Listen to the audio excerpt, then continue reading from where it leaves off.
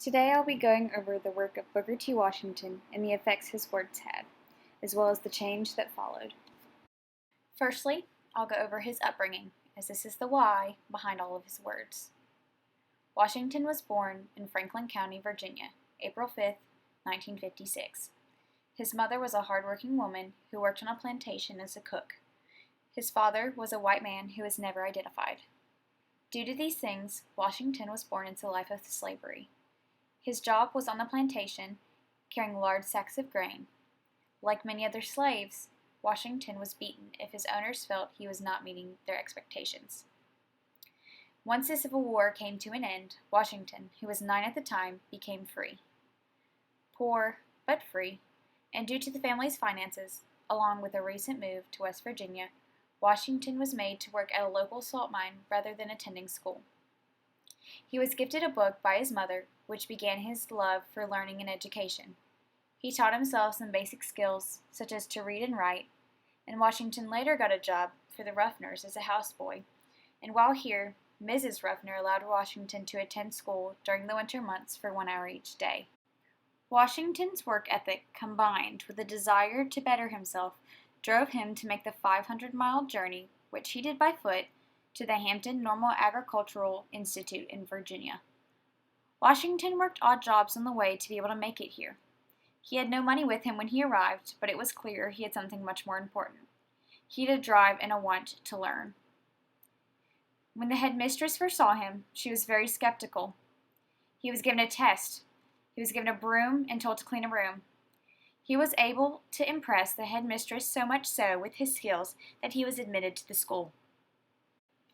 Once accepted, Washington took a job as the school's janitor, as to afford room and board. Here he excelled. Headmaster General Samuel C. Armstrong, whom was a commander of the Union African American Regiment during the Civil War, offered Washington a scholarship. Armstrong very soon became Washington's friend and mentor. He was referred by General Armstrong for the role as a principal at the Tuskegee Normal and Industrial Institution in Tuskegee, Alabama, and this is where he worked until his death in 1915. Washington was one of the most influential people of his time, and in 1895 he used this to attract people to the changing South by showing the socio-economic progress that was being made. Washington made his speech, the Atlanta Compromise Address, on September 18th of 1895. He did this to the Atlanta Cotton States and International Exposition that took place in Atlanta, Georgia. In Washington's address, he states to the crowd, "In all things that are purely social, we can be as separate as the fingers, and yet one in the hand, in all things essential to mutual progress." This is him saying that everyone is to benefit from bettering the conditions for blacks, and it is the responsibility for white people to improve both the social and economical conditions for everyone, whether they are white, black, poor, or rich. Booker T. Washington says in his address, "A ship lost at sea for many days suddenly sighted by a friendly vessel. From the mast of the unfortunate vessel was seen a signal, 'Water, water, we die of thirst.' The answer from the friendly vessel at once came back, 'Cast down your buckets where you are.' A second time the signal, 'Water, send us water,' ran up this distressed vessel, and it was answered, 'Cast down your buckets where you are.' A third and fourth signal for water was answered, 'Cast down your buckets where you are.' The captain of the distressed vessel, at last, heeding the injunction, cast down his bucket, and it came up full of fresh, sparkling water from the mouth of the Amazon River. To those of my race who depend on bettering their condition in a foreign land, or who underestimate the importance of cultivating friendly relations with the Southern white man, who is their next-door neighbor, I would say, cast down your buckets where you are. Cast it down in making friends in every manly way of the people of all races by whom you are surrounded." By him saying this, he's saying, he's using this imagery of a lost ship at sea that's flagging down a friendly vessel to show parallels to the black community and their economic stance. And he's encouraging them to stay where they are and make the most of what they have rather than fleeing. He is making another connection to the white community later in the speech by saying that not only should the black community make their roots stronger, but they should as well, and hiring their black brothers and sisters to further improve the South. It is a call to other African American men and women who are eager for better lives and opportunities elsewhere, that rather to achieve these goals, instead of going places such as in the North where there are already more opportunities, to stay in the South where they can work towards those goals and achieve more, and they can create more opportunities for each other, and to, work with the white men and women, their neighbors, and that this is the way of fixing these things, because you cannot stop being oppressed if the oppressor is constantly oppressing you. You must address the oppressor to stop the oppressing. And as confusing as that might sound,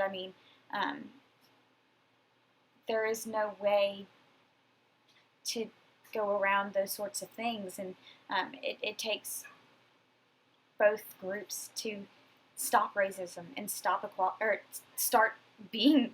creating equality where you are, and he kind of says, like, let's set forth and show them, that our hard work can be done and everything can be achieved more quickly if we are simply given the tools and opportunities to do such. He says, no race can prosper till it learns that there is as much dignity in tilling a field as in writing a poem. It is at the bottom of life we must begin, and not at the top, nor should we permit our grievances to overshadow our opportunities. And with this quote, Washington tells the audience his vision. He sees an economic standpoint where each trade and career is just as valuable as the next one. He realizes that each job is necessary to the audience's daily lives, and attempts here to recognize that for them. His vision also being that our cons should not outweigh the opportunities we are given.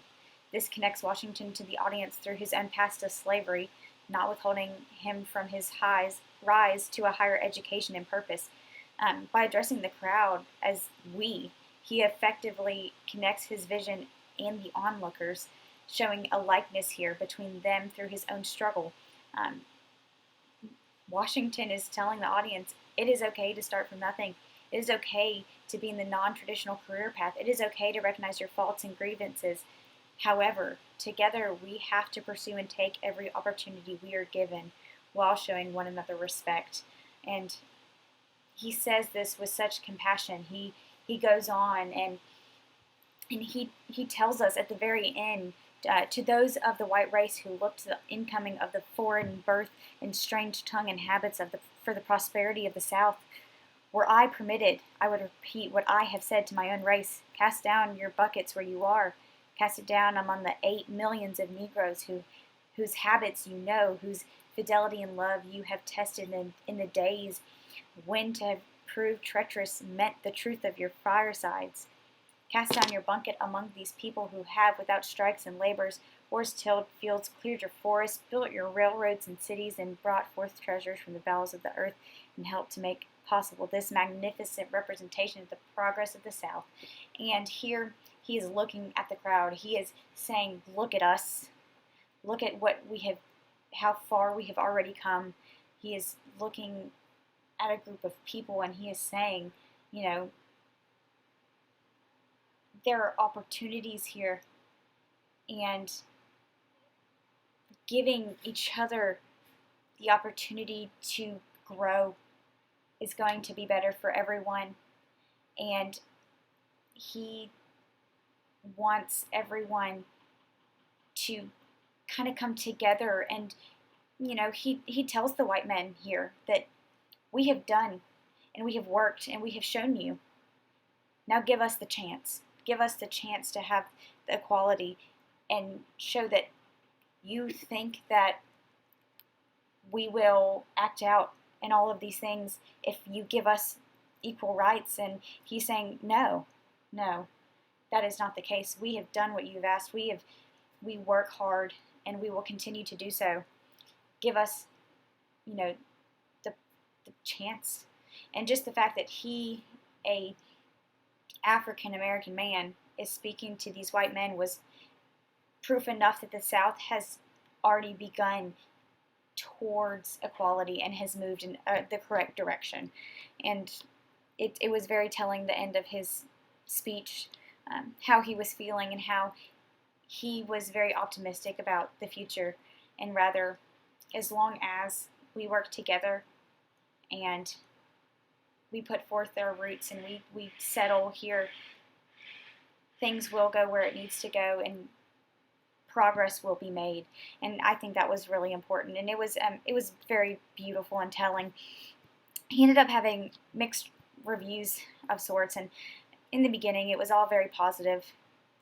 I mean, he was respectful in a sense that didn't anger white men in the South very much. Some, of course, are going to always be upset, and then there were, African Americans who were praising him.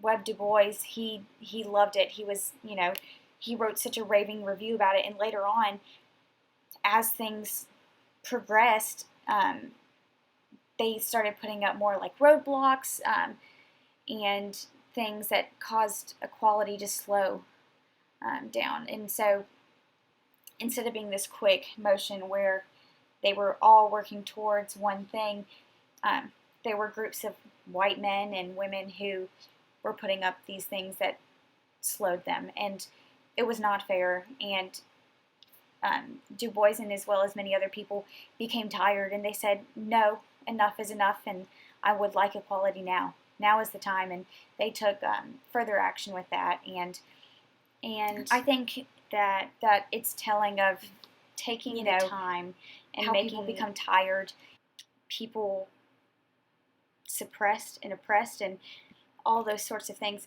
does not, and it will not be better for either side. And I think that's great. So I'm going to close with a quote from Booker T. Washington, and I would like to add that there are aspects of this that could be looked at from today's point of view as well, as we are still continuing to fight this fight for equality for everyone. I think that's really important to note, that it is still an important lesson and message for today.